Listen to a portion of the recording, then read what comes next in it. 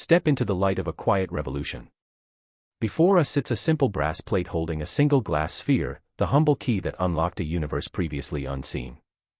This presentation, titled The Unlikely Pioneer, explores how a modest Dutch draper transformed handcrafted lenses into humanity's very first window into the microscopic realm. Join me as we uncover how passion, patience, and remarkable craftsmanship forever opened our eyes to an invisible world. Here we see a striking contrast. The scientific establishment was defined by university degrees, fluency in Latin and French, and membership in prestigious academic guilds. Opposing this norm was Antony van Leeuwenhoek, a grammar school dropout, speaking only colloquial Dutch, born to a basket maker, and working as a simple fabric merchant. Possessing none of the scholarly credentials of his age, he defied every convention of the scientific revolution. Proving that ultimate breakthroughs came not from academic status, but from extraordinary observation, forever cementing his place as the father of microbiology. In 1654, Leeuwenhoek opened a shop in Delft selling linen, yarn, and ribbon. To accurately price his textiles, he needed exact thread counts, a commercial necessity that hit a firm technological wall.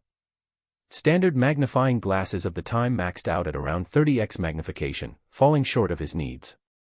Yet, this daily frustration at the counter sparked a vital catalyst, transforming a draper's practical challenge into a lifelong obsession with mastering optics. Here we see the engine behind his breakthroughs.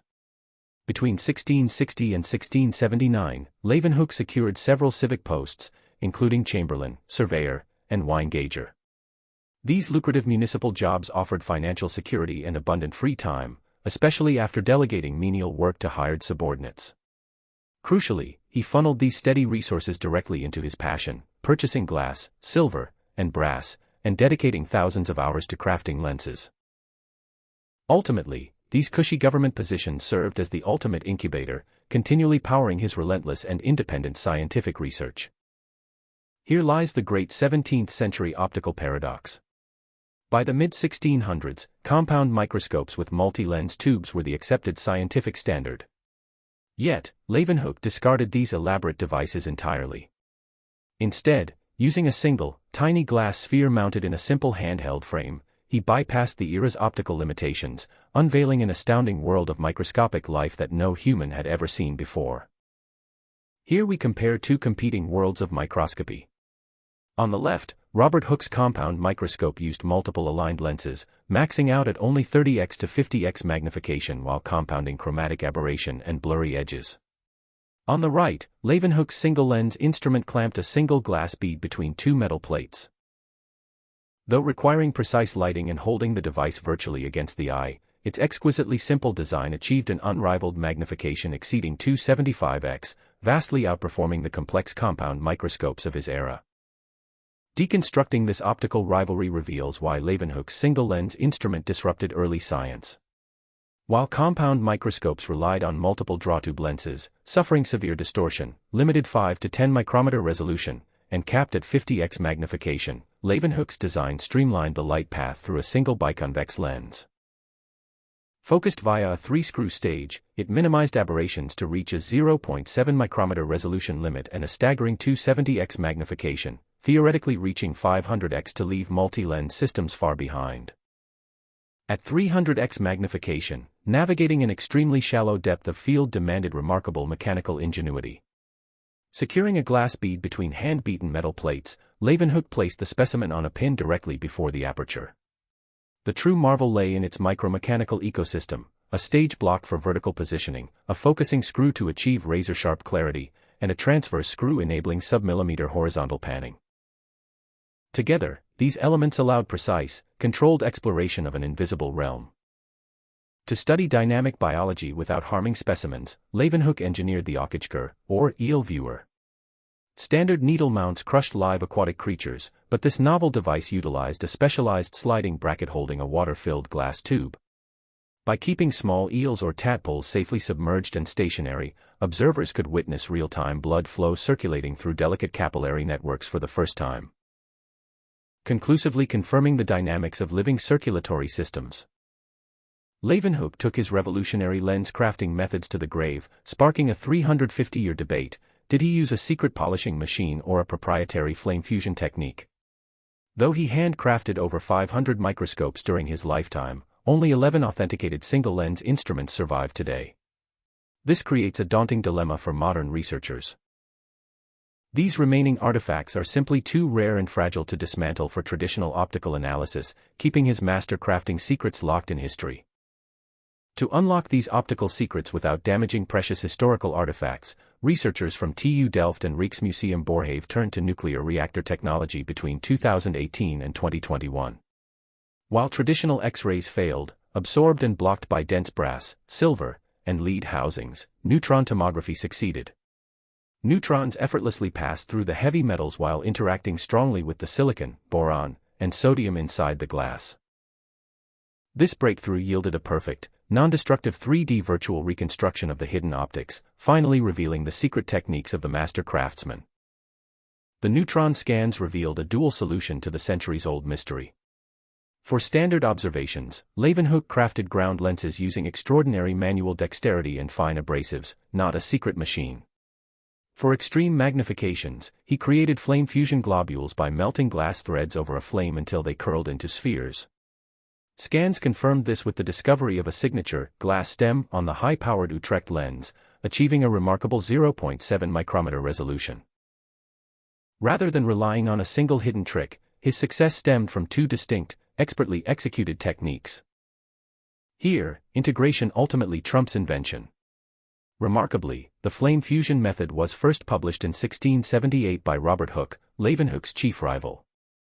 Yet Hooke abandoned it, unable to mount or focus a lens the size of a pinhead. Leeuwenhoek closely guarded his methods to conceal his reliance on Hooke's public discovery. Ultimately, Leeuwenhoek's true genius lay not in originating the glass bead, but in engineering the precise mechanical housing that transformed a tiny sphere into a functional window to the microscopic world. In 1674, the invisible world was finally laid bare. By examining ordinary drops of pond, rain, and well water, Leeuwenhoek made a staggering discovery. He observed microscopic organisms he termed animalcules, marking the very first time a human being witnessed single-celled life. Astounded by their minute scale, he noted that 10,000 of these living creatures could barely equal the size of a single coarse grain of sand. Within a simple drop of water, an entirely new universe of life was suddenly illuminated. Introduced to the Royal Society of London in 1673 by physician Rainier de Graaf, Leeuwenhoek authored over 190 letters spanning 50 years of observations. Yet he faced a formidable barrier: language. Writing exclusively in colloquial, non-literary Dutch, he forced the Society's secretary to translate every word. This created profound friction, a Dutch tradesman attempting to rewrite the fundamental laws of biology for Europe's elite scientific minds, without speaking a word of their language. Acceptance did not come easily. In 1676, the Royal Society met Leeuwenhoek's claims of microscopic life with intense skepticism. Verification required Robert Hooke 3 attempts to replicate the findings, failing twice before an improved instrument succeeded. To overcome remaining doubts, Leeuwenhoek secured sworn affidavits from Delft's notary, a local doctor, and pastors as eyewitness proof. Through grueling early peer review and undeniable testimony, his unseen world was finally verified. In February 1680, the ultimate outsider officially became an insider. Nominated by physician William Harvey, Leeuwenhoek was unanimously elected a Fellow of the Royal Society. Though he considered this recognition a profound honor, he never traveled to London to attend a single meeting or induction ceremony. Instead, he commemorated the milestone at home, posing for this portrait by Jan Verkelge while proudly displaying his official certificate signed by King James II. Cementing the humble draper's permanent legacy among science's elite. Leeuwenhoek's lenses unlocked foundational discoveries across biological science. In 1677, he observed spermatozoa, directly challenging spontaneous generation by arguing life originates in male semen. He provided the first accurate descriptions of mammalian red blood cells and capillary blood flow. By 1683, examining dental plaque scraped from his own teeth, he discovered bacteria. His meticulous work also extended to anatomical structures, mapping muscle fibers, lymphatic vessels, and bovine optic nerves. Through these groundbreaking observations, he fundamentally expanded our understanding of life at every scale. Though Leeuwenhoek freely shared his discoveries in over 300 letters, he guarded his craft with absolute secrecy. Functioning as a true technological monopolist, he refused to train apprentices and hid his finest microscopes. Even visiting royalty like Tsar Peter the Great and James II were shown only average-quality lenses. Ultimately, he took the secrets of his flame-blown glass beads and exact illumination techniques to his grave, preserving his exclusive monopoly on the microscopic world. At the intersection of three unique forces stands the father of microbiology. Master craftsmanship, rooted in textile inspection, gave him the manual dexterity to innovate flame-blown glass. Financial independence, secured through civic positions, granted him the funding and time to feed his obsession. Lastly, being unburdened by academic dogma allowed him to see nature directly as it was, completely free from ancient theories.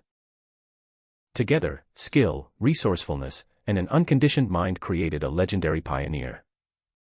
When Leeuwenhoek passed away in 1723, bequeathing 26 silver microscopes to the Royal Society, he ushered in a century of stagnation. Because his single-lens instruments were notoriously difficult to operate and his manufacturing techniques died with him, no one could replicate or surpass his extraordinary observations. The microscopic realm fell silent for over 100 years, waiting until the 19th century for technology to finally catch up and revive the field of microscopy. We conclude with a powerful reflection on legacy. Driven by a desire to glorify creation by contemplating its smallest details, a humble tradesman changed human understanding forever. What began as a simple effort to inspect the threads of his linen ultimately altered how humanity views the very fabric of life itself. Through curiosity and devotion, a single drop of water revealed a vast, hidden universe, forever connecting early discovery to the frontier of modern science.